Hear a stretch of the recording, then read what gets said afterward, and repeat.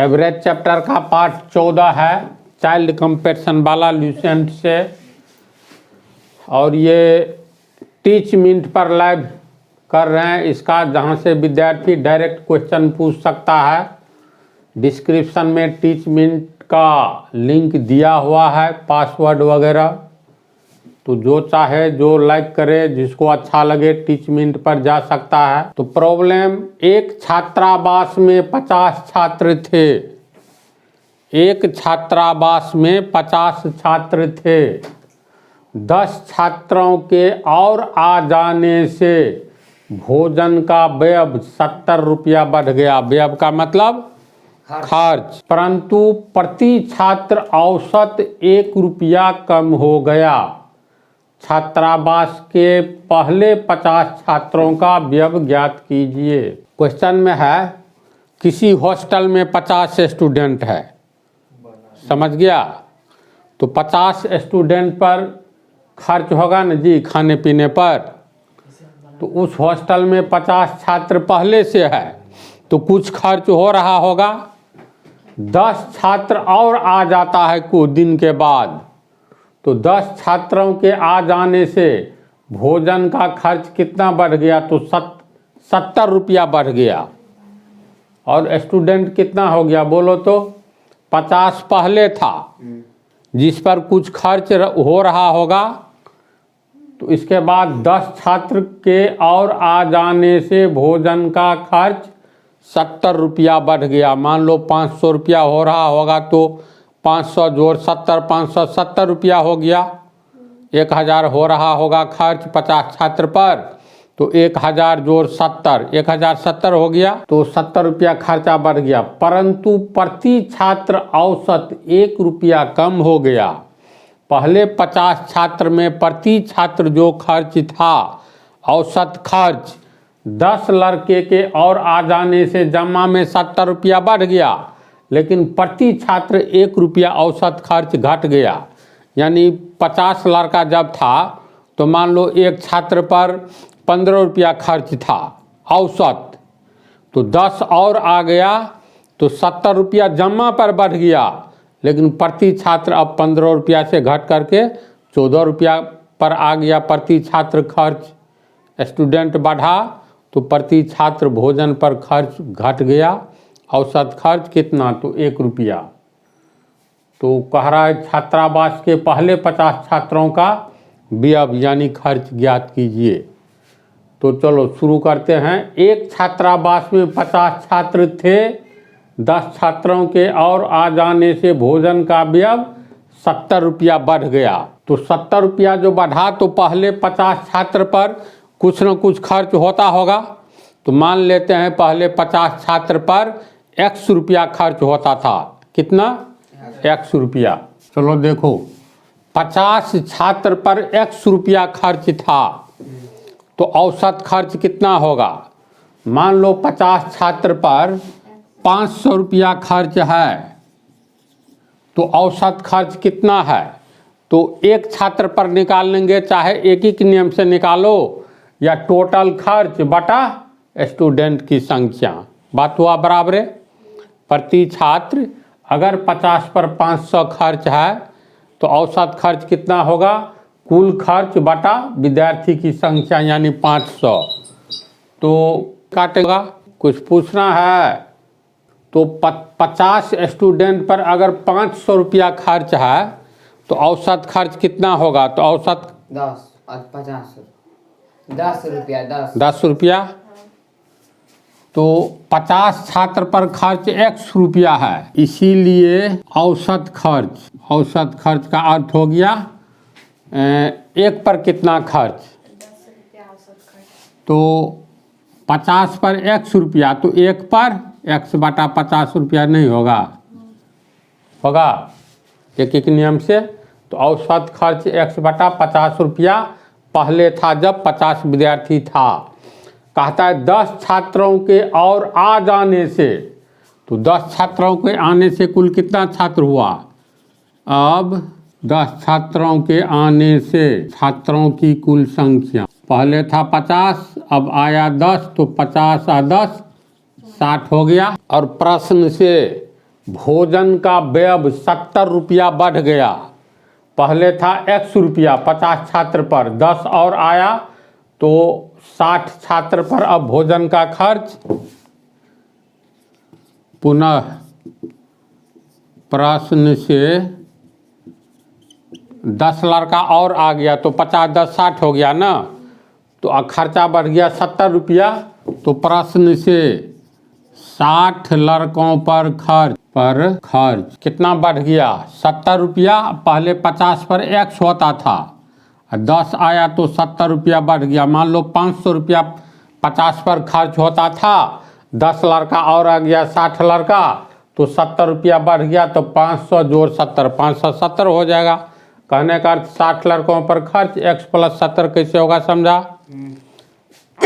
अतः औसत खर्च 60 लड़कों का औसत खर्च कितना होगा। अतः 60 लड़कों का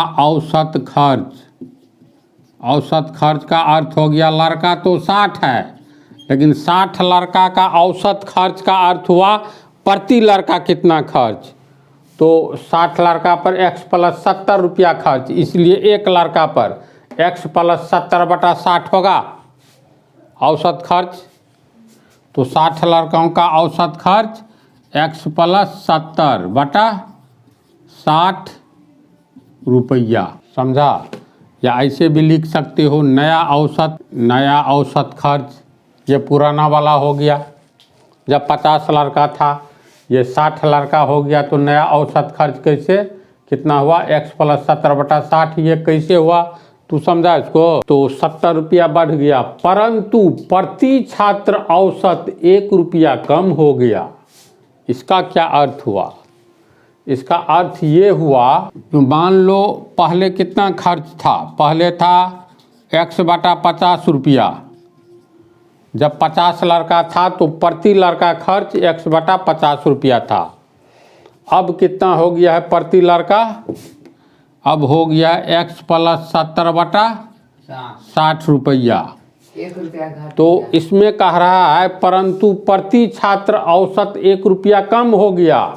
यानी अब जो ये है 1 रुपया कम है। अगर ये 15 रुपया है, इसको हल करते हैं, मान लो ये 15 रुपया है तो अब 1 रुपया कम हो गया, कह रहा है ना प्रश्न में। यानी ये कितना हो गया 1 रुपया कम। तो 1 रुपया कम का अर्थ हुआ 15 में से 1 घटा दो 14 रुपया हो गया होगा। अगर ये मान लो 20 रुपया है तो अब नया खर्च 1 रुपया कम हो गया। तो 1 रुपया कम हो गया तो इसका मतलब ये 19 रुपया है। बोलो तो दोनों को बराबर कैसे करेंगे, 20 रुपया 19 रुपया को कैसे बराबर करेंगे। 20 रुपया में से या तो 1 रुपया घटा दो तब 19 रुपया बराबर 19 रुपया, या इस 19 रुपया में 1 रुपया जोड़ दो तो 19 × 1 20 हो जाएगा। हाँ। तो हम लोग लिख सकते हैं। लेकिन प्रश्न से नया औसत खर्च, चलो ध्यान दो, निर्णायक मोड़ हिसाब में कहाँ होता है वहीं पर सब कुछ जानना रहता है। प्रश्न में कह रहा है 70 रुपया बढ़ गया, 10 लड़का आया तो टोटल खर्च, परंतु प्रति छात्र औसत 1 रुपया कम हो गया। तो ये नया औसत खर्च इतना जो है ये 1 रुपया पहले वाला से कम है प्रश्न के अनुसार। यानी नया औसत खर्च पुराने औसत खर्च से 1 रुपया कम है, पुराना औसत खर्च ये है।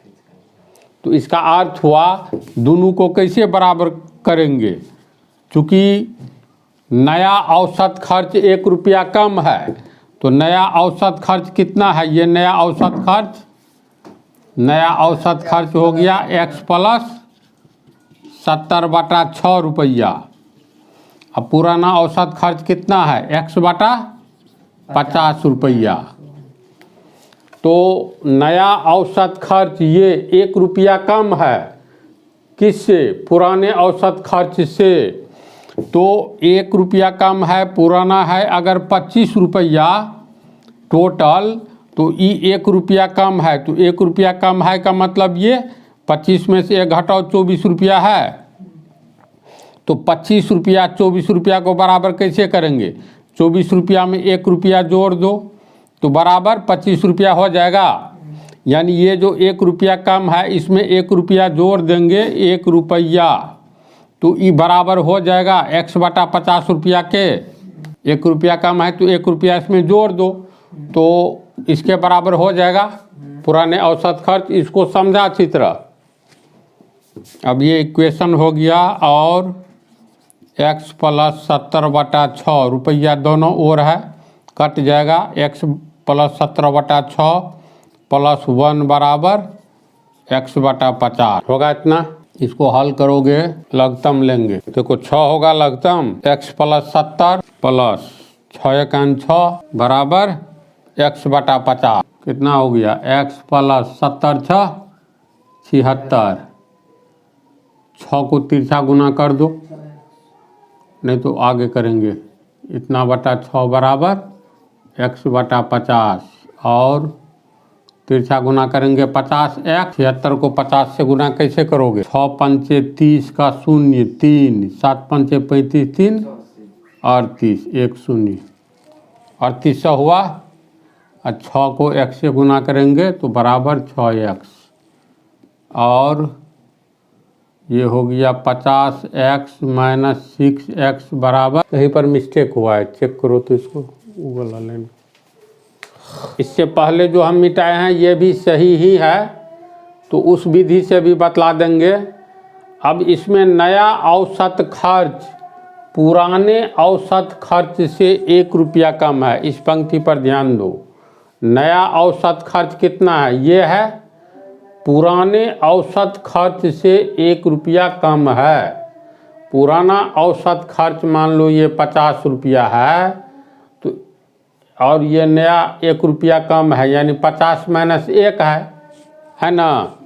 तो इसमें से अगर हम 1 घटा देंगे, ये 50 में से 1, ये है 1 रुपया कम नया, यानी ये 49 रुपया है और ये 50 रुपया है। इसमें से 1 रुपया अगर घटा देते हैं तो ऐसी हालत में इसके बराबर हो जाएगा। इसको भाषा में कैसे लिखेंगे? नया औसत खर्च बराबर पुराने औसत खर्च से 1 रुपया कम। नया औसत खर्च कितना है, किसके बराबर? तो पुराने औसत खर्च से 1 रुपया कम।